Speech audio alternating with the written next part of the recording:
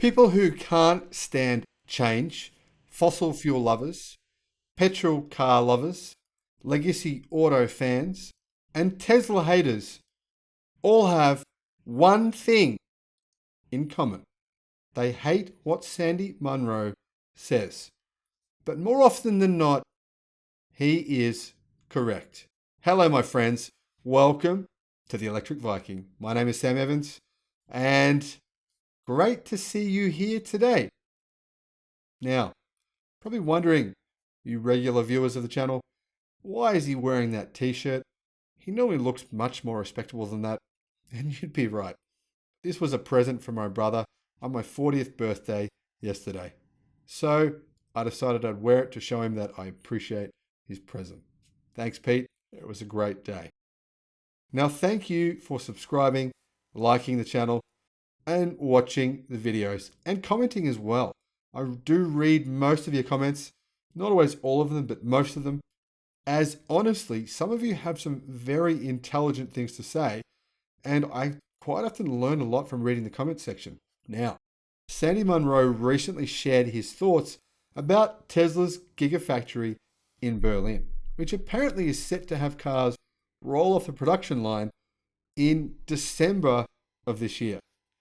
That is in spite of facing an incredible German bureaucracy, masses of crazy protesters who are just, I don't know, they just like protesting, professional protesters, or maybe they're working for the fossil fuel industry, who knows. So it's quite incredible to me, honestly, that Tesla's been able to even get the approvals to get to this stage.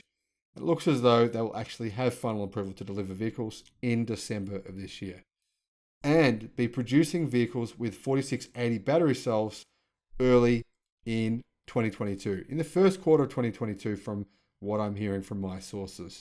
Now, Sandy Munro and Corey Steuben, who are president of Munro and Associates, recently sat down on Munro Live to share their thoughts about Tesla's recent event at the newly opened Gigafactory Berlin.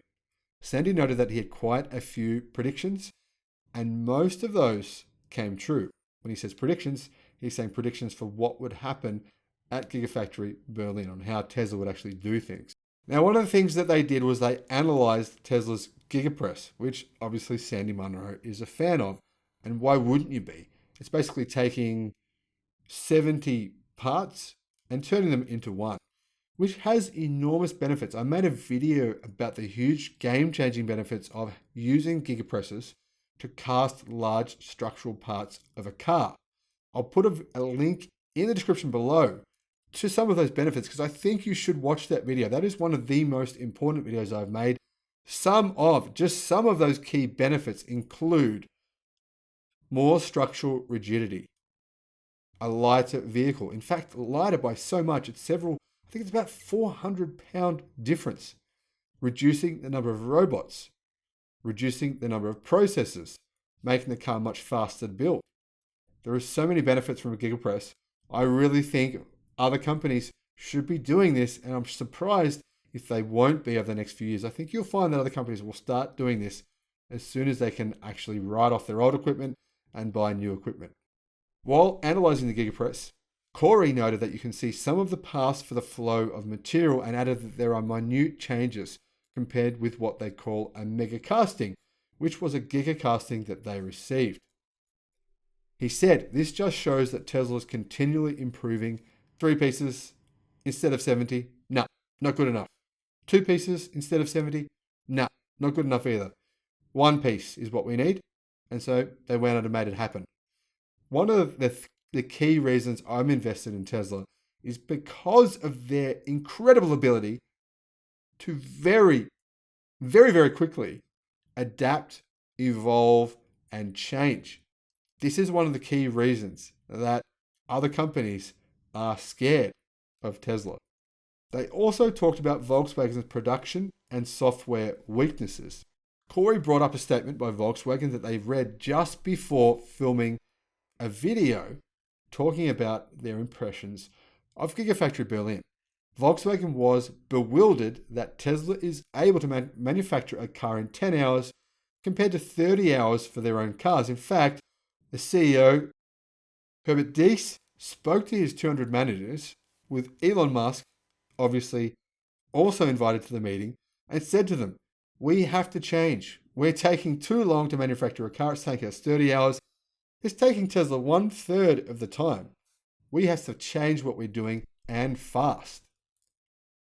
Now, Sandy also said he gets a lot of emails, and one of the consistent themes from the emails is that ID.4 owners are not happy. Now, I should preface this by saying that Sandy Munro did own Tesla stock. And so people were saying he was biased. He was trying to make the stock rise because he was saying positive things about Tesla that would make his stock worth more. Well, guess what?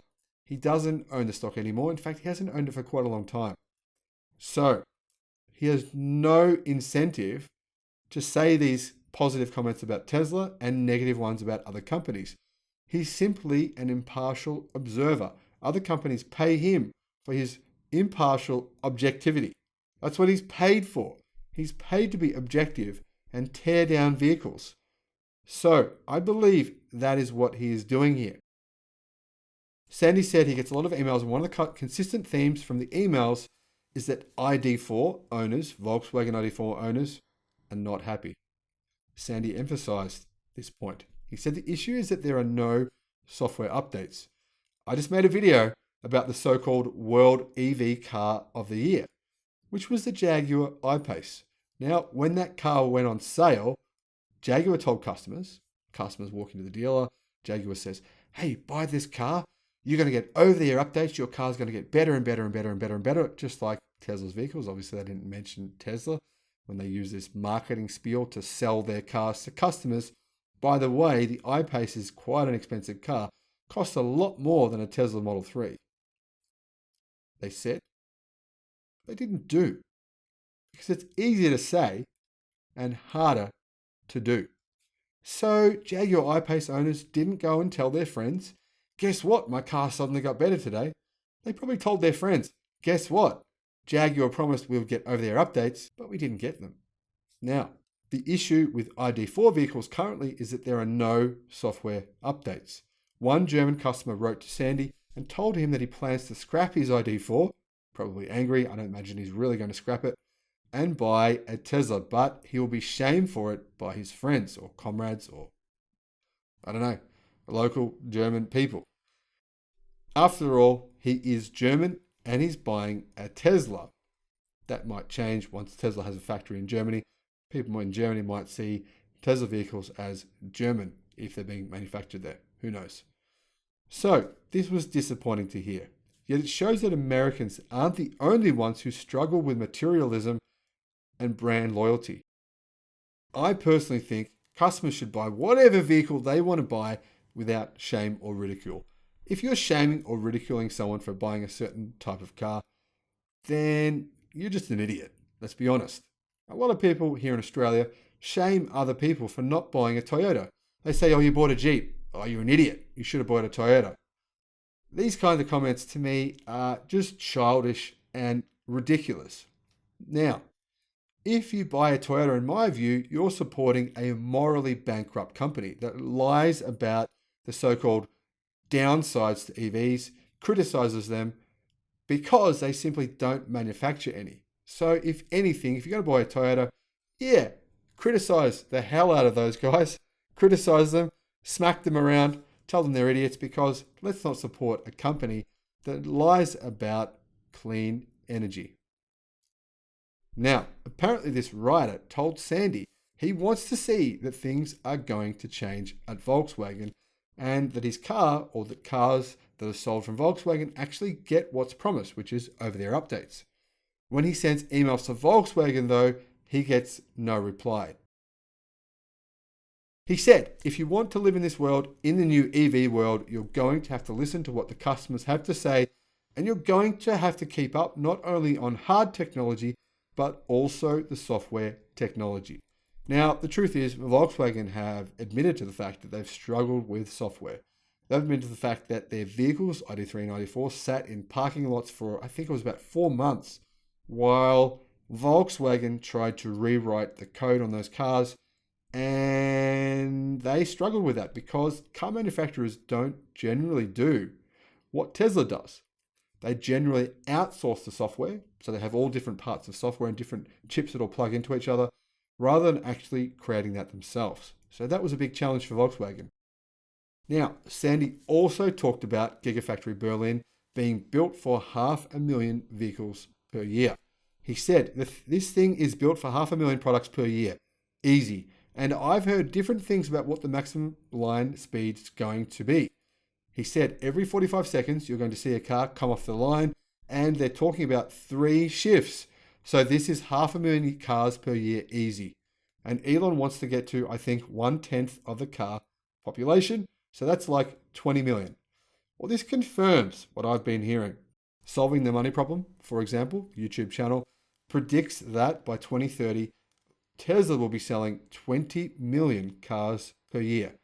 Now, when I first heard that number, I thought, that's a little bit optimistic. But honestly, I wouldn't put it past them. Now, on structural 4680 battery cells. This is what Sandy Munro had to say. Corey and Sandy looked at an image of the 4680 battery cells on a slide, and Corey explained that when looking at the battery, Tesla was clearly showing how the floor pan of the body is now a part of the battery. This, in a way, is similar to the idea of a gigacasting. Get rid of 70 different parts and processes and welding and all the stamping and everything that goes into that.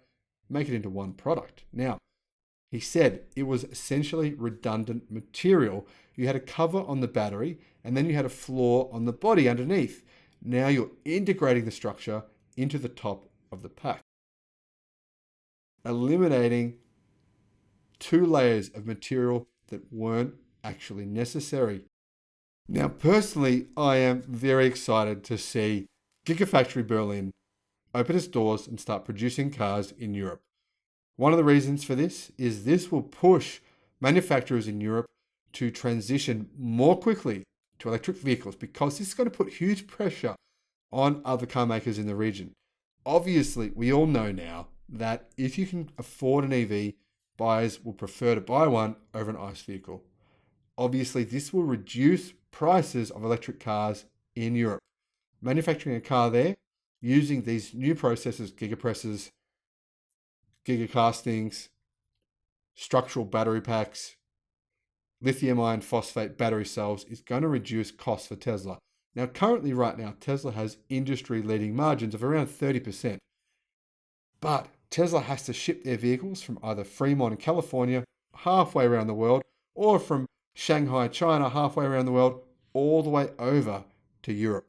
Now, when they can manufacture them locally, it's going to reduce all those shipping emissions. It's going to reduce the time it takes to get the vehicle to a customer.